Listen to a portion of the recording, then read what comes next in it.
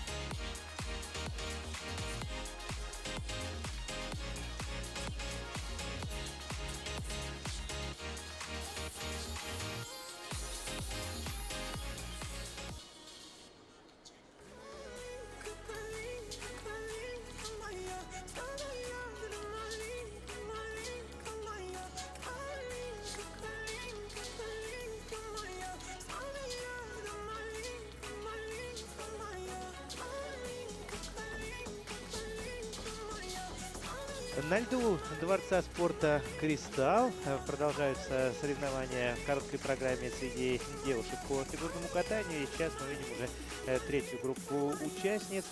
Тут тоже будет на кого посмотреть. Причем любопытно, как будут располагаться спортсменки, представляющие республики Средней Азии. В частности, Нигина Банаужамалетдинова выступает за сборную Узбекистана, Анна Якаева представляет Туркмению, а Ажар Жумаханова и Ясмин Текик – это спортсменки, которые здесь выступают под флагом Казахстана. Казахская сборная уже успела сотворить здесь, пожалуй, самую громкую сенсацию на соревнованиях по шорт-треку в мужской, точнее юношеской эстафете на 3000 метров. Сборная Казахстана долгое время составляла конкуренцию, казалось бы, непобедимым корейцам, и в итоге где-то за 4 круга до финиша корейский спортсмен, шедший на лидирующей позиции, споткнулся, упал, и как следствие сборная Казахстана вышла на первое место, и за оставшееся время уже никому это место не уступило. Первая серьезная, грандиозная, я бы сказал, победа не корейцев на этом турнире, и вот такой серьезный успех для сборной команды Казахстана.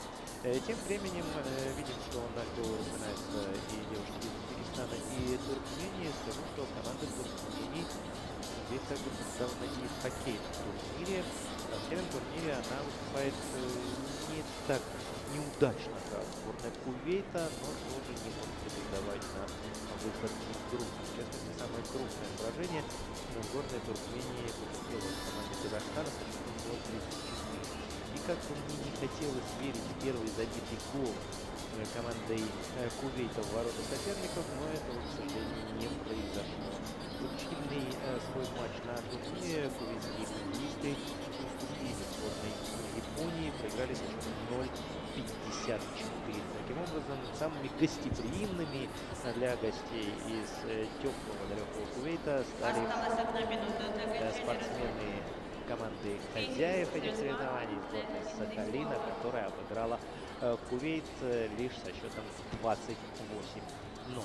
Но в то же время обращает на себя внимание, теперь уже мы возвращаемся на состязание по фигурному катанию, присутствие в этой группе участницы российской спортсменки Валерии Ларионовой, которая представляет Уральский федеральный округ. Это спортсменка родом из Екатеринбурга, где занимается фигурным катанием в детско-юношеской спортивной школе «Локомотив». Она приняла участие в одном этапе Кубка России нынешнего сезона, соответственно, не имела возможности претендовать на попадание на первенство страны, тем не менее уже имеет некий опыт выступления на турнирах, подобных нынешним. Ну и сейчас во время забега льда сохраняет какую-то феноменальную популярность у местных и международных журналистов, получил свою долю славы и без того прекрасно знакомый с тем, что это такое, вице-президент Международного союза конькобежцев и фигуристов Александр Лакерник, которому за день до старта этих соревнований исполнилось 74 года. Представитель Мы команды желаем ему тоже всяческого здоровья. Вот, мне кажется, есть некий символизм в том, что 12 и 13 числа, в день официальных тренировок и начала соревнований по фигурному катанию, появились на свет Александр Лакерник и Татьяна Тарасова, соответственно. С днем рождения, Александр Рафаилович, с днем рождения, Татьяна Анатольевна. Ну а мы с вами будем смотреть за выступлением спортсменки, которая выступает под флагом Узбекистана. Это Нигинабану Жамалетдинова.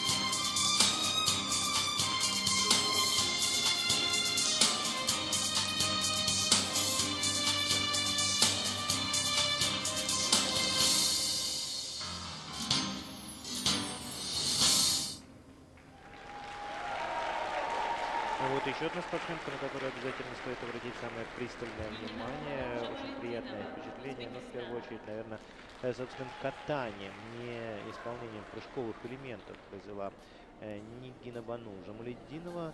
Она выступает за сборную Узбекистана. Единственным, наверное, таким известным представителем узбекской команды за всю историю фигурного катания является не так давно завершивший свою спортивную карьеру Миша Гет, да, у него есть китайские, корейские, российские корни, но тем не менее он всю карьеру прокатался за сборную Узбекистана, выступил на Олимпийских играх, дарил радость многочисленным почитателям его таланта, но сейчас является очень востребованным хореографом и постановщиком.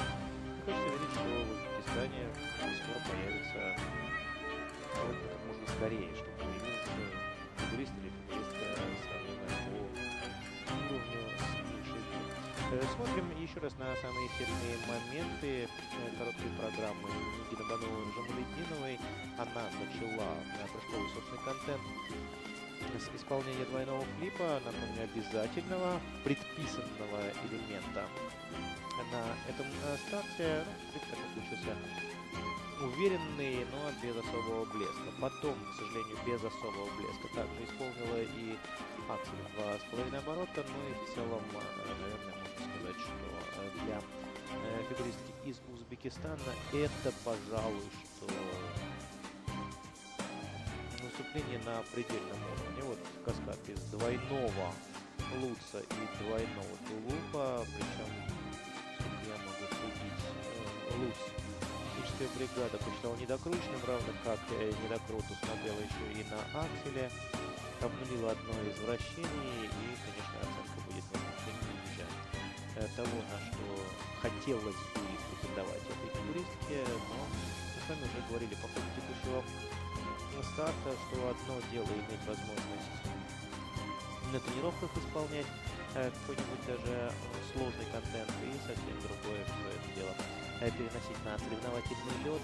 Все же под пристальным взором многих тысяч глаз делать это бывает зачастую очень-очень непросто, даже куда как более опытным спортсменам. Однако же с дебютом Нигина Бану-Жамалетдинову она получает за исполнение своей короткой программы 27 баллов. Nigina Banу-Jamaluddinova from Uzbekistan has earned in the short program 27.06 points, which brings her Еще currently несколько слов in о ninth узбекской place. команде. Также эту команду на текущих играх будет представлять Диана Рахманкулова, которую мы еще увидим сегодня, причем увидим мы уже в следующей группе участников. Ну а что касается выступлений среди юношей, то от команды Узбекистана здесь присутствует Азизмурод Шабазов. О юношеских соревнованиях поговорим несколько позже. Там помимо узбекского фигуриста тоже будет на кого посмотреть. А теперь будем смотреть на Валерию Ларионову. Это россиянка, спортсменка из Свердловской области. Выступает за детско-юношескую спортивную школу «Локомотив» из Екатеринбурга. Она на одном из этапов Кубка России в нынешнем сезоне заняла 11 место. I've got a ticket to the moon. I'll be leaving here any day soon. Yeah, I've got a ticket to the moon, but I'd rather see the sunrise in your eyes. Got a ticket to the moon. I'll be rising high above the earth so soon, and the tears I cry might turn into the rain that gently falls upon your window. You'll never know. Take it to the moon, take it to the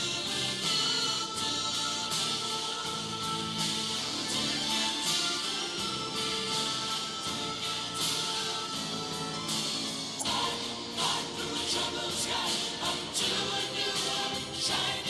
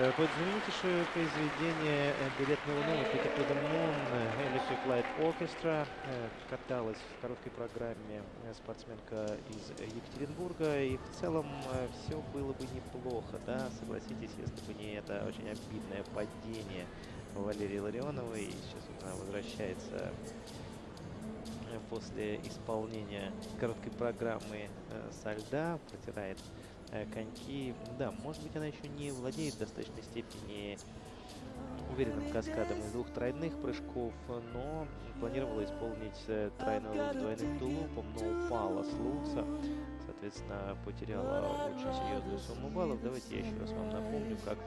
Ну, для начала посмотрим на совершенно исключительной красоты, очень сильно и стильно исполненный тройной флип с прекрасным выездом. И советская бригада не поскупилась на оценки. Арбитры оценили этот элемент почти в полном составе на +3. Потом был запланирован каскад из тройного лукса и двойного тулупа, но вот до тулупа дело, к сожалению, не дошло. А я еще раз напомню регламент юниорских соревнований текущего сезона.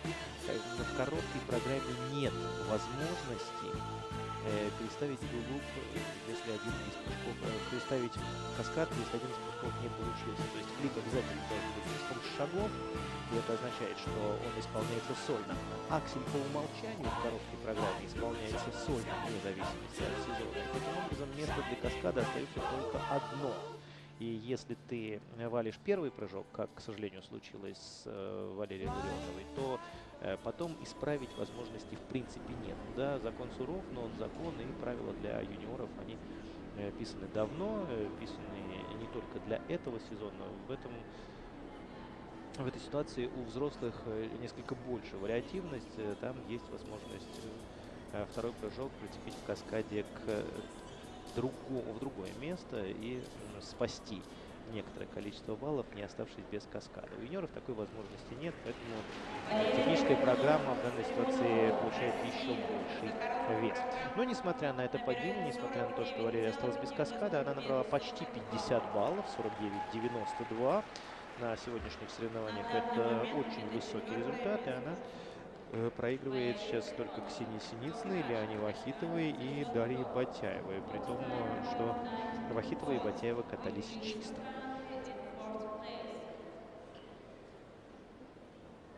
Следующий на них приглашается Next to Skate, representing Turkmenistan, Ayla Ataeva.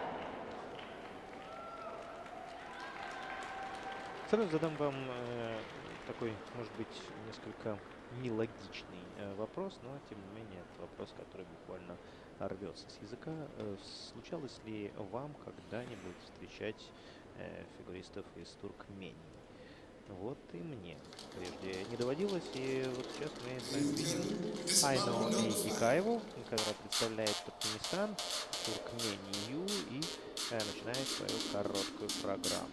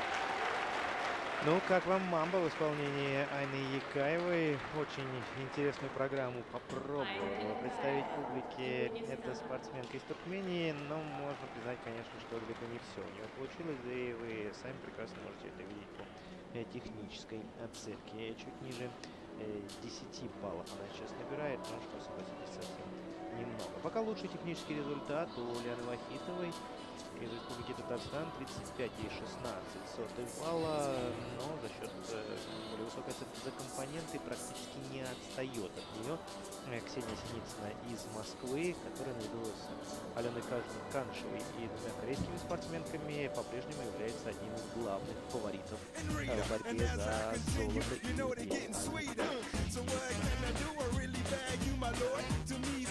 каждый спортсмен на Играх Азии уникален, но в хоккейной сборной Туркменистана есть очень интересный парень, 13-летний Равшан Аширов, который занимается хоккеем уже 3,5 года и успел получить звание самого полезного игрока, когда его команда выиграла первое место в республиканском турнире внутри страны. Притом сам Равшан совершенно не стесняется того, что он самый младший не только по возрасту, но и по росту, зато он признается, что он является самым шустрым в команде.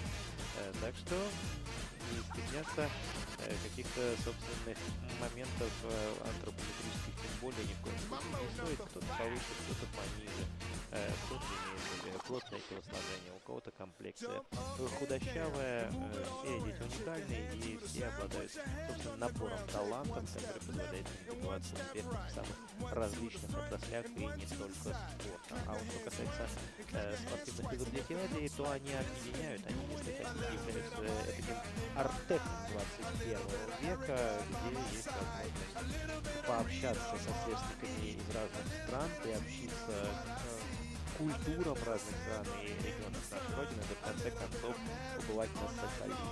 Я, находясь на этом острове первый раз, уже пятый день пошел моего пребывания на Сахалине, пребываю в самом совершенном восторге от той природы, от той красоты, которую дарит Сахалин, и где, по умолчанию, не сможешь бывать слишком часто, хотя бы из-за того, что перелет очень длительный, очень дальний, и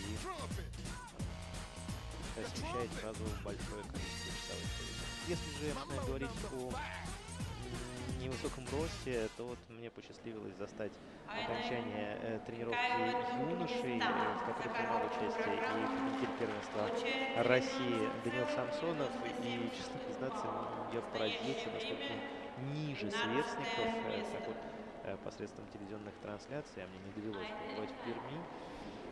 Казалось, что Даниил несколько ближе к среднему росту, скажем так, других футболистов, но совсем еще профи, очень сильный ментально парень, да и не только ментально, он и физически очень хорош. Не случайно он запрыгивает такой сложный элемент, как четверной луз, ну и, собственно, выигрывает соревнования, где выступают спортсмены и выше, и старше него, превосходящие его ростом и возрастом, при этом совершенно не тушуются. Но выступление Даниила Самсонова, так же как и Егора Рухина, датировано следующим календарным и спортивным днем. А пока мы идем дальше, фиксируем результат Айны Якаевой 19.97 и смотрим на Ажар Жумаханову из команды Казахстан. Сборная Казахстана известна своими фигуристами и фигуристками, и речь сейчас не только о, к сожалению, безвременно ушедшем от нас Денисе Тене, но также вспомним про Элизабет Турсенбаеву, которая тренировалась долгое время у Брайана Орсера, но перед текущим сезоном вернулась в Москву в группе Этери Тутберидзе, и которая уже успела показать выдающийся результат в собственной карьере, на днях заняв второе место на турнире 4 континентов. Смотрите, какая оригинальная обработка Show Must Go On.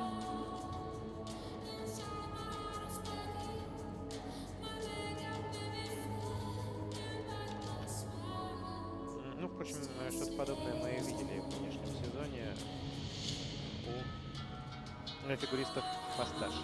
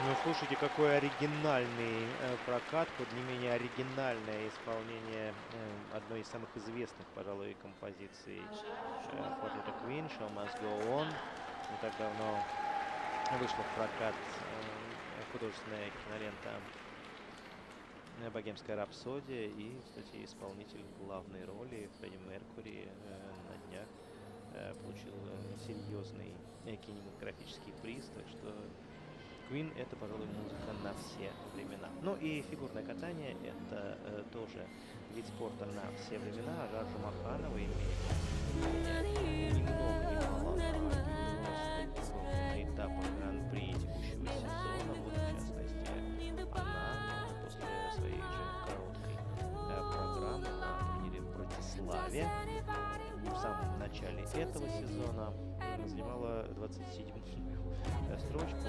Для тех, кто следит за российским фигурным катанием, за нашими девушками, конечно, подобные результаты выглядят так немножко непривычно, потому что последние, наверное, 10, а может быть даже 15 лет наши спортсменки приучили к тому, что и на юниорском, и на взрослом уровне последние 2 олимпийских цикла российские фигуристки-одиночницы добиваются супер выдающихся результатов. Но есть и другие турниры, есть и другие спортсмены, которые имеют несколько меньший уровень притязаний. В конце концов, снег, туркмения — это далеко не тождественные понятия. Снег и Казахстан — понятия несколько более близкие, однако же Ажар Жумаханова, которая представляет, конечно же, именно Казахстан, она еще пока не имеет возможности добиваться столь же высоких результатов, как Ириза Турсунбаева, да как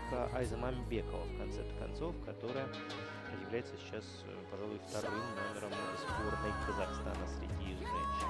Но там, где третий, там и второй, вполне возможно предполагает сейчас Ажар Жумаханова. Она набирает за свою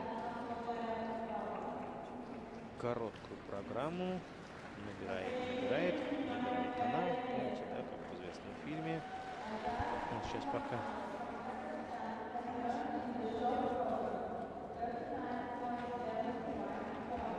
«39», да, сказали по... Сейчас у нас опять, к сожалению, пропала график. Ну, если 39, то это очень достойный результат.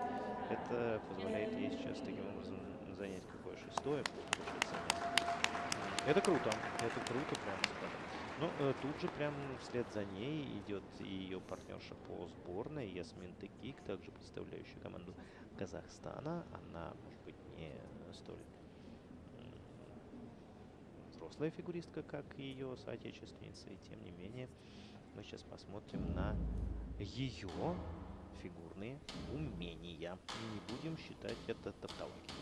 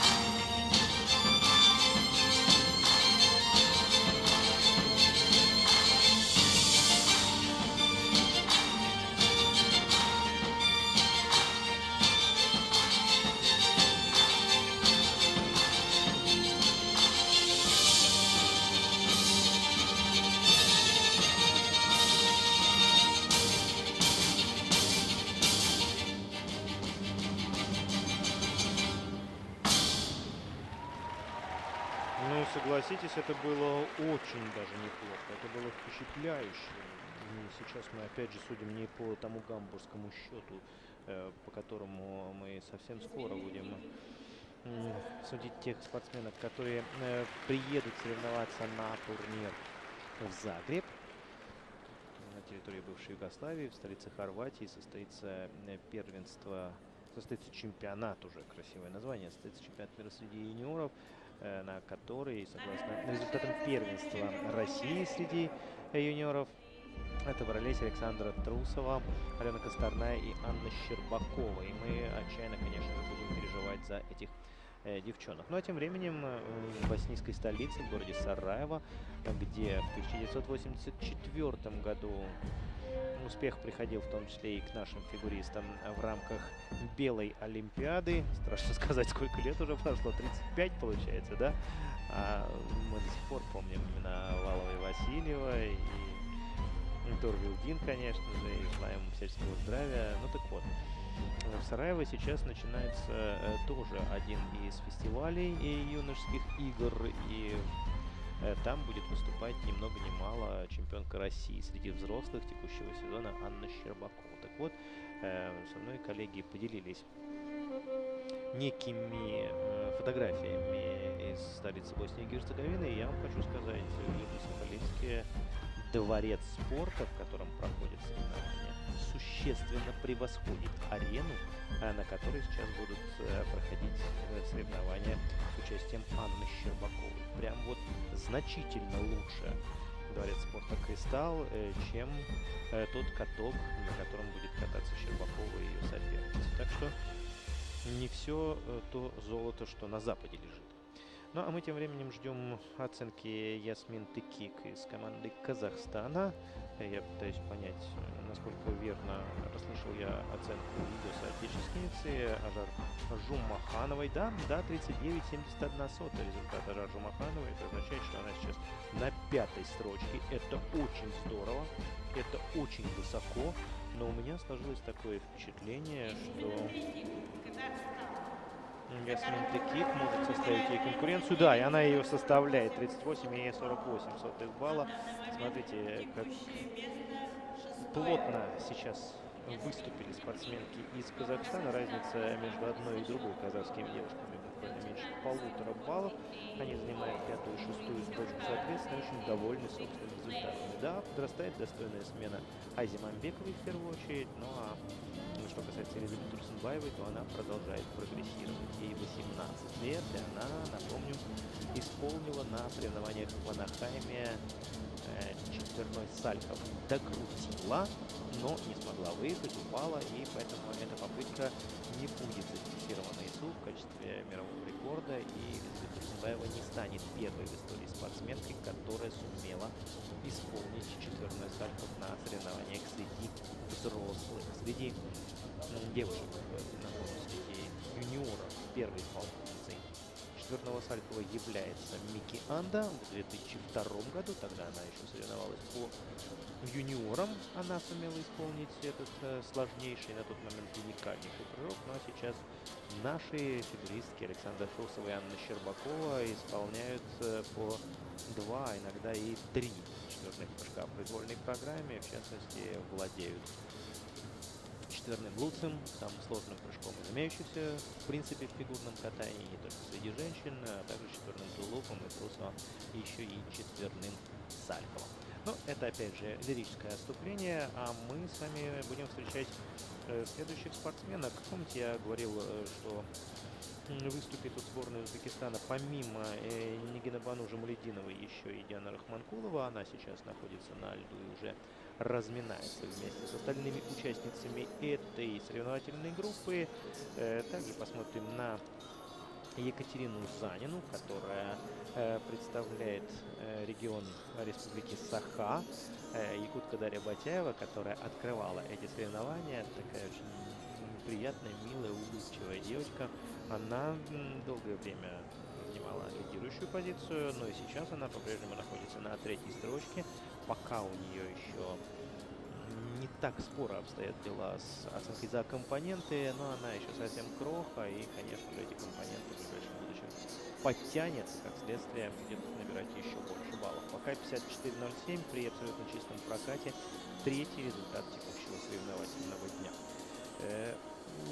Стоит обратить внимание тут на двух спортсменов, которые будут выступать под третьим и четвертым стартовыми номерами конкретно в этой группе.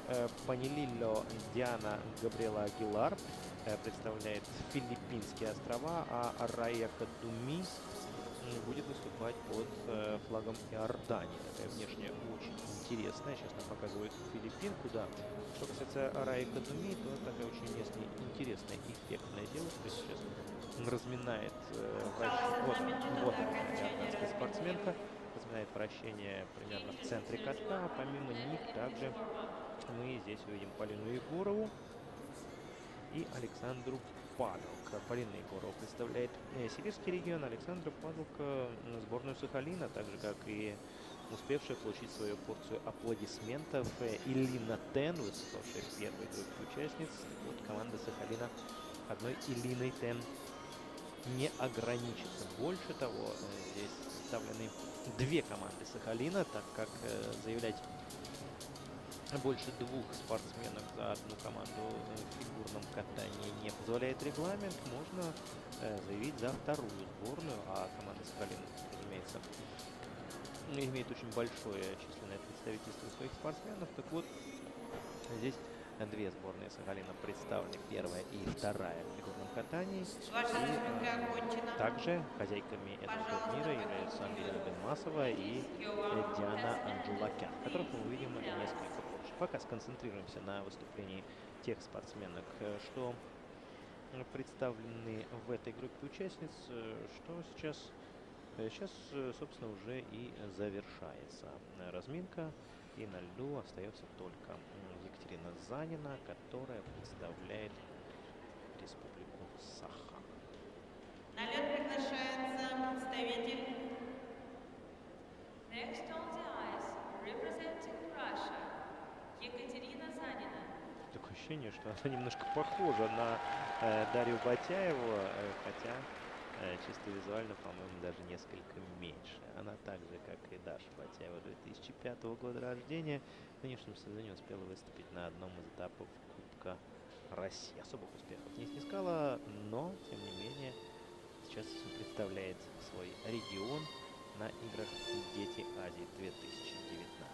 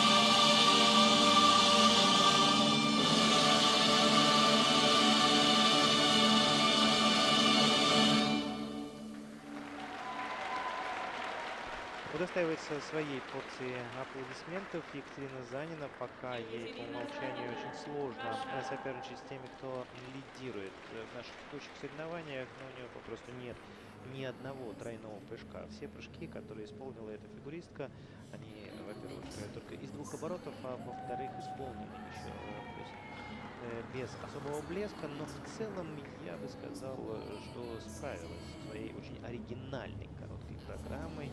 Это, по-моему, самая крохотная девушка из тех, что выступила на этому льду. Она имеет 16-й стартовый номер. Это означает, что сейчас мы приближаемся к середине соревнований девушек в короткой программе. Всего заявлено 33 спортсменки. И когда начнется вторая половина выступления следующей девушки, Дианы Рахманкуловой из Узбекистана, будет означать, что мы подошли и благополучно перевалили экватор состязаний в первый день. Вот очень интересная позиция во вращении была показана Катей Заниной. Каскад Луц Ридбергер. И тут возникают сразу ассоциации, да, после того, как слышишь каскад Луц Ридбергер и с Ириной Слуцкой, и с Алиной Загитовой, и с Брэди Теннелл, которая в нынешнем сезоне пытается его исполнять, но одна небольшая поправочка, конечно же, должна обязательно прозвучать. Это каскад из двойного Луца и двойного Ридбергера. Как только Екатерина Занина сумеет добавить еще по одному обороту к каждому из прыжков, тогда она войдет безоговорочно в мировой топ. Но уже в нынешнем сезоне мы видели, что этот каскад тройной Луц, тройной Ридбергер исполняли спортсменки на первенстве России, что завершилось в Берлине, и в массе своей те девушки, которые брались за исполнение этого сложнейшего каскада, они исполняли его успешно.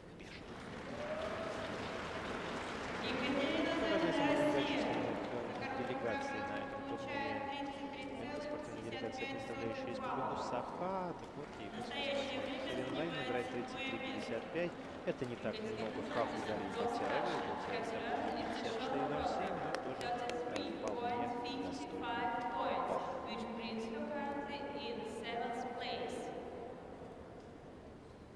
Дамы и господа, next on the ice, Диана Рахманкулова, Узбекистан. Вторым номером сборной Узбекистана не по результатам, а по стартовому номеру на этих соревнованиях является Диана Рахманкулова.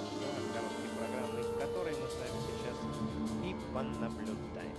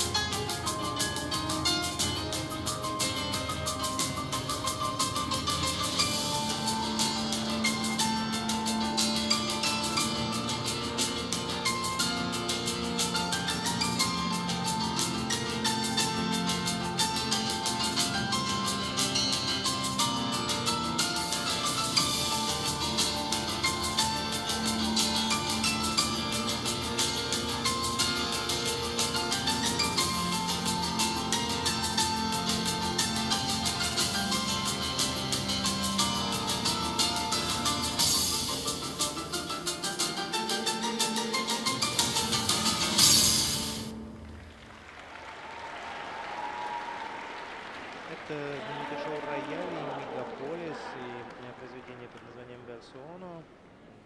Под эту музыку хочется, чтобы спортсменки катались прям успешно, но, к сожалению, вряд ли можно назвать стопроцентно успешным исполнение этой короткой программы от Дианы Рахманкуловой. Ну, наверное, есть основания сравнивать ее выступление с выступлением соотечественницы Ниги Романовой-Жамалетдиновой. У той была пониже сумма за техническую составляющую, лишь 11 баллов без малого набрала Жамалетдинова, в то время как Диана Рахманкулова начала с эффектного исполнения от 2,5 оборота, но, правда, был большой недокрут. Высота прыжка получилась тоже далеко не идеальной, но я думаю, что в данной ситуации имеет смысл говорить, что девушка справилась с приземлением, сумела выехать, не упала, потому что падение потом, к сожалению, случилось. Это падение случилось на Луце, вот, флип в 2 оборота все-таки получился, и даже получился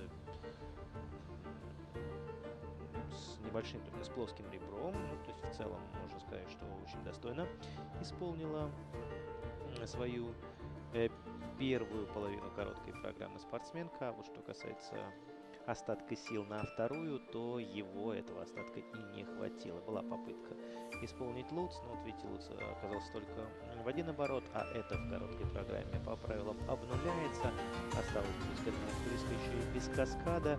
И даже несмотря на это, ее результат по технике сейчас существенно превосходит тот результат, который мы видели у спортсменки из единой страны Ниги Романовой-Жамалетдиновой. У Жамалетдиновой за компоненты, впрочем, была неплохая оценка, 16,12 балла. Посмотрим, насколько расщедрятся арбитры на оценку для Дианы Рахманкуловой, как в первой технической, так и во второй артистической составляющей.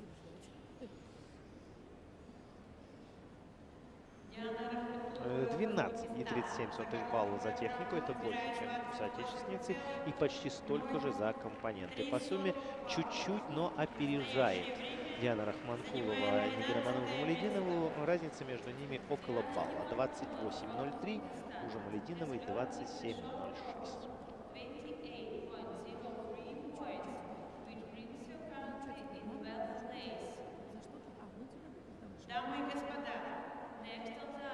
Ну а следующей участницей этих соревнований является фигуристка из, казалось бы, экзотической страны для зимних видов спорта, но далеко не самой экзотической для фигурного катания. Вспомним двух прекрасных филиппинских парней, которые боролись между собой и продолжают бороться между собой за попадание на главные старты сезона в мужских соревнованиях. И поймем, что Панилова Диана Габриэлла Агилар отнюдь не одинока в своем стремлении показать себя в фигурном катании в этой приэкваториальной стране. Филиппинские острова представляет эта спортсменка.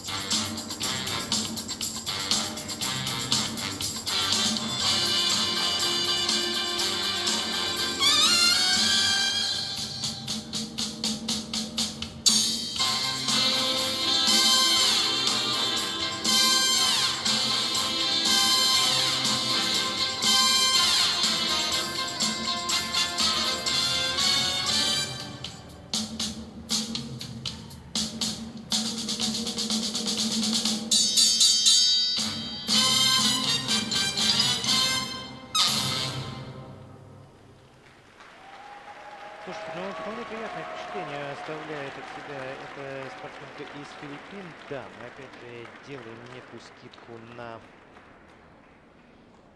не самую богатую талантами в зимних видах спорта страну, и тем не менее мне очень понравилось и скольжение, и презентация программы, и те двойные прыжки, которыми владеет эта фигуристка, были исполнены из тех, что были исполнены. Аксель сейчас, к сожалению, мы вынуждены констатировать, что не получился, они исполнены на вполне пристойном уровне.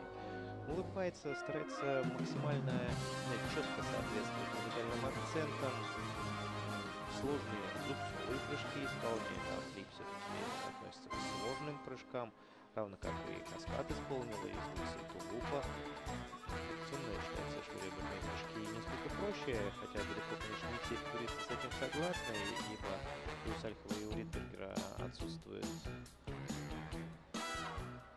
возможность оттолкнуться зубцом, собственно, поэтому они и не являются, то есть тут бьют мышцами, а там есть возможность найти точку опоры, но тем не менее и флип, и луц — это прыжки, которые имеют базовую стоимость выше по сравнению с Сальховым и Ридбергером. И поэтому, когда спортсмены исполняют эти прыжки, они тем самым повышают собственную техническую базу своих выступлений. Добавить третий оборот, хотя бы к одному из этих прыжков, уже будет конкурентоспособна на следующем соревновательном уровне. Ну вот смотрите, арбитры сейчас соглашаются с моими предварительными выводами по поводу компонентов программы этой фигуристки. Оценка за компоненты сейчас повыше, чем у большинства конкуренток. Вот сейчас, смотрите, у четверки лидеров компоненты достаточно высокие. Вахитова, Синицына, Батяева и Ларионова. А дальше у Замахановой, Текика и Заниной плюс-минус они на одинаковом уровне. И у меня есть ощущение, что где-то в их район может устремиться сейчас своей второй оценкой спортсменка из Филиппин. При этом оценка за технику у нее все же пониже. Не намного, но пониже. Ну, видите, вы такая приятная девушка. А нет, смотрите, оценка за технику сравнялась с оценкой за компоненты 33-45. Она сейчас занимает место в верхней части турнирной таблицы. При условии, что откаталась уже 18 спортсменок, она занимает 8-е место, то есть опережает как минимум 10 человек. Здорово.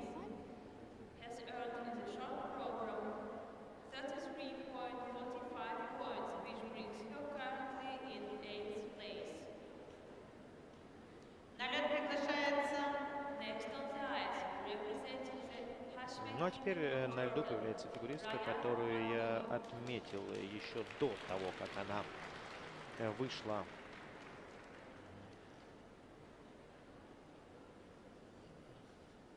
на предстартовую раскатку. Такая очень эффектная внешняя девушка, фигуристка, которая катается на Ближнем Востоке, выступая в различных турнирах. Она, в частности, каталась в Катаре, на турнире в Дохе. Ее можно было увидеть в Объединенных Арабских Эмиратах. Несложно представить вообще, что там за турниры. Ну, а представляет эта фигуристка Иорда. Очень неудачное начало. При приземлении с акселя спортсменка ухитрилась приземлиться на ход вперед и, тем не менее, выехала и не упала, что говорит о неплохой технической выучке, по крайней мере, выезда этой спортсменки.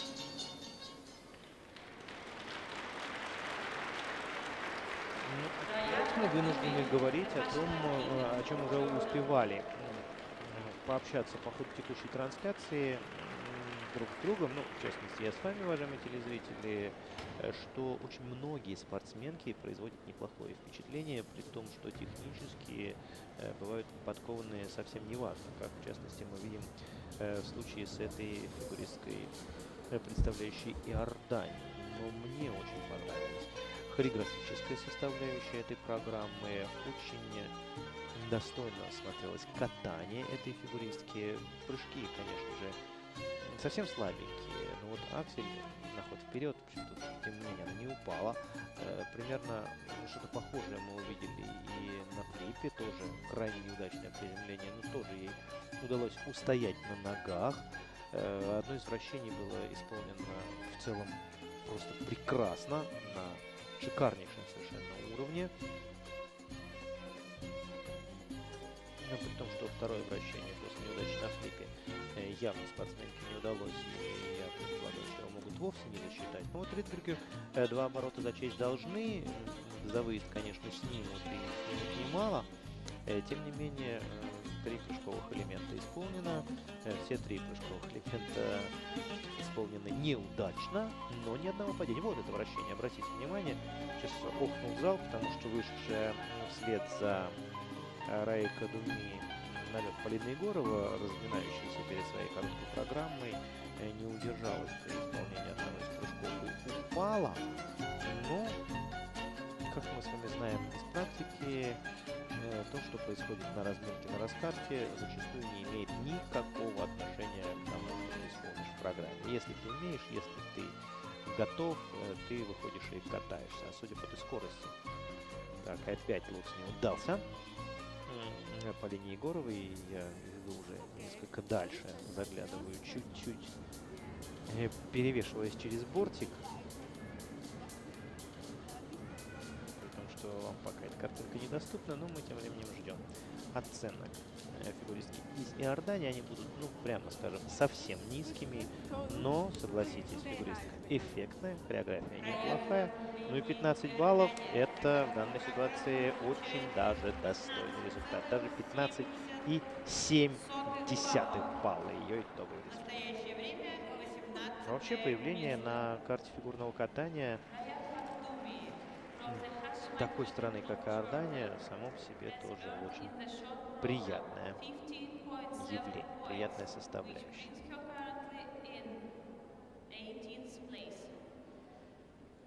На лед приглашается Сибирский федеральный округ представляет Полина Егорова. Это фигуристка родом из Новосибирска, где она живет и тренируется под руководством Анастасии Осмоловской.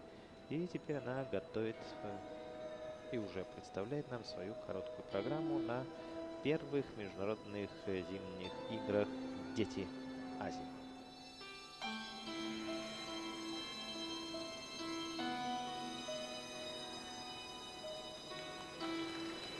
Seems like it was yesterday when I saw your face.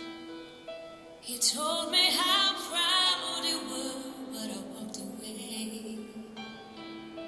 If only I knew what I know today. Вот как раз пример того, что разминка не имеет никакого значения. Стартовый флип Полина Егорова исполнить не смогла. Скрутил только один оборот и осталась без элемента, а каскад, который дважды ей не удался прямо перед прокатом, исполнила луц 3 оборота и тулуп 2, то есть справилась, не скажу, что на 100%, но на уровне близком к максимуму.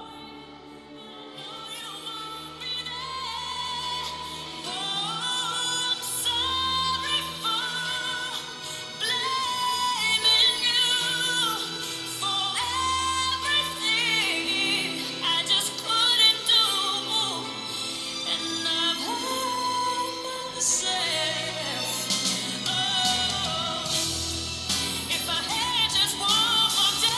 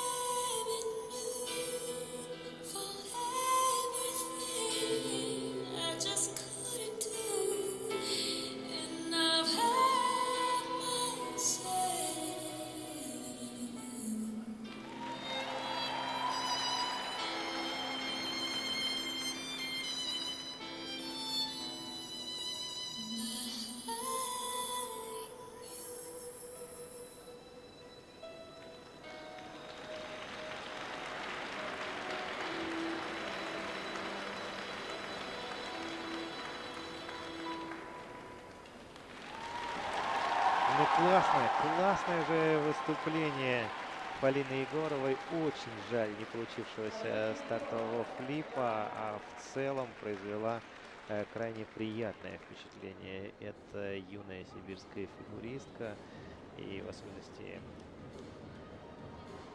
заключительной частью собственной программы, где был очень достойно исполненный аксель и последнее вращение в программе. Это вовсе что-то предельно красивое под пронзительный вокал Кристины Агилеры.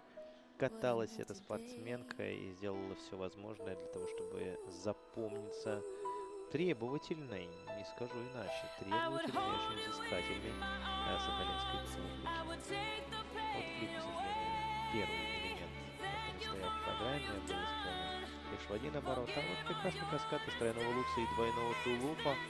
Давайте обратим внимание на оценки. Да, оценки, к слову, неплохие арбитры выставляются, а этот каскад плюсуют.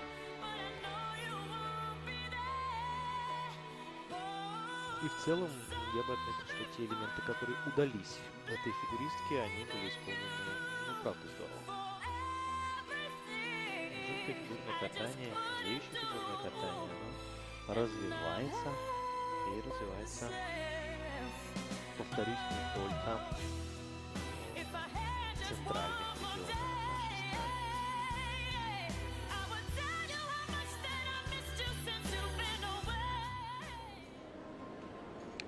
С Александрой Осмоловской работает Полина Егорова. Ну, наконец-то оценки, достойные бурных оваций со стороны зрителей. Больше 50 баллов. Кроме нее набирала только 2 спортсменки. Она выходит на 4-ю строчку. 50-42 балла. Выше нее только Дарья Батяева и двое лидеров. Ильяна Махитова и Ксения Синицына. Браво! Representing Russia, Alexandra Padalkova. Ну а теперь встречайте и восхищайтесь этими овациями, которые сейчас звучат на трибунах, в которых зрители буквально искупали местную фигуристку Александру Падалко. Первая сборная Сахалин. Совершенно потрясающая, заводящая мелодия, которой лет значительно больше, чем самой спортсменке. Это «Сладкие мечты», «Sweet Dreams», дуэта Eurythmics, Энни Леннокс и Дэйв Стюарт.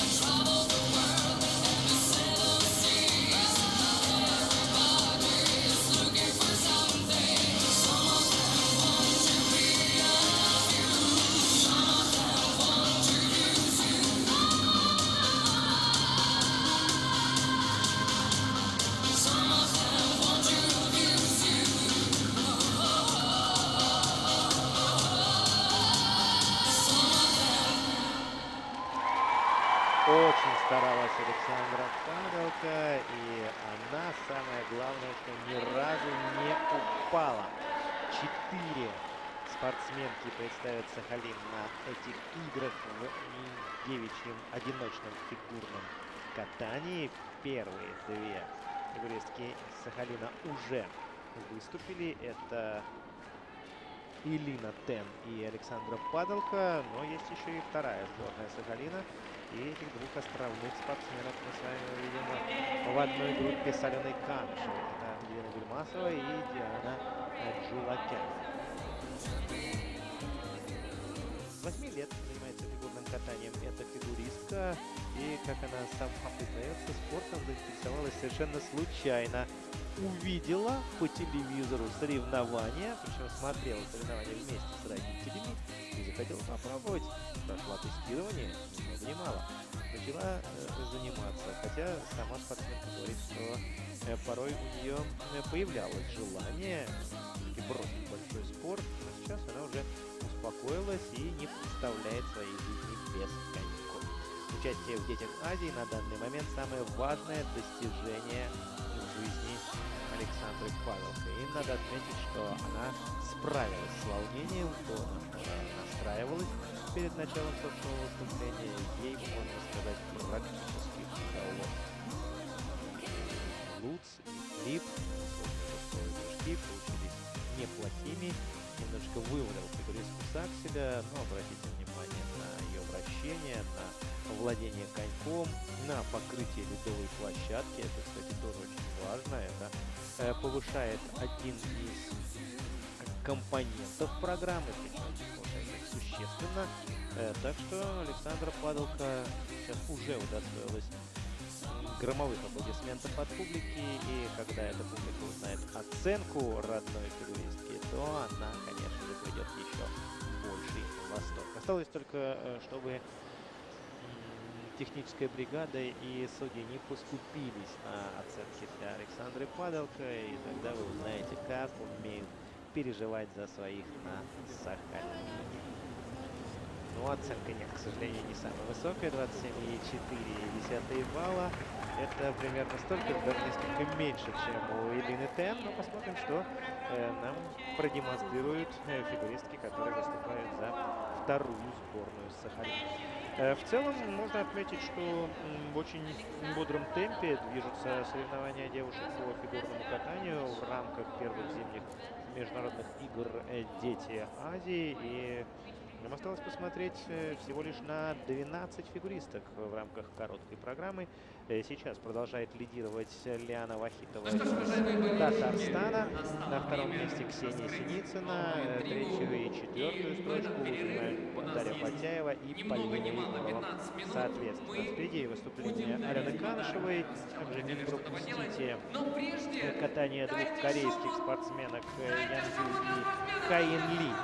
Приехали сюда прямиком из Южной Кореи, и вы, безусловно, получите удовольствие. Ну а пока у нас еще одна заливка льда. Она продлится недолго, скоро вернемся и будем продолжать наслаждаться фигурным катанием. Потому что мы ничего не хотим оставлять себе. И первым мы разыграем замечательную кружку с символикой соревнований. Ух ты! Дети прям подошли, уже сразу ждут. Вот будет забавно, если кто-то выиграет самый главный приз. Здравствуйте. Итак, кружку получает человек с номером 33. Ребят, я попрошу вас немножечко отойти, потому что если у вас есть номерок, вы меня услышите обязательно. Вот это 33. Есть 33? Где? Вот, девочка, 33. Покажи свой билетик. Ребят, я прошу вас отойти от меня, потому что вы мешаете другим выходить за подарками. Спасибо большое. 33, да. Кружечка твоя, мы тебя поздравляем. Следующий подарок, который хотелось бы вручить, это термокружка. То есть кружка, в которой ваш напиток будет сохранять тепло или холод, в зависимости от того, что вы хотите. Конечно же, все наши подарки брендированы, они с символикой игр, чтобы дарить вам память о этом мероприятии. И это номер 1083. Есть? 1083.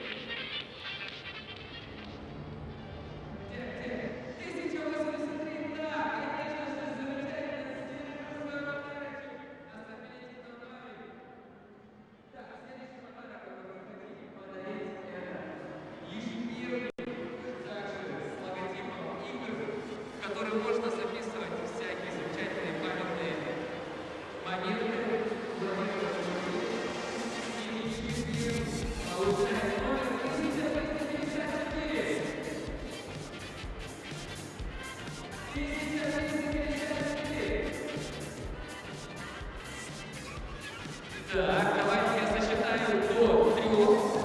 И если нет, то попадаем в этот подарок на дом. 1354 раз, 1354 2 и 1354 3. Никто не пришел. Итак, держим аккуратно. Новый претендент на инициативу. Это номер 1556.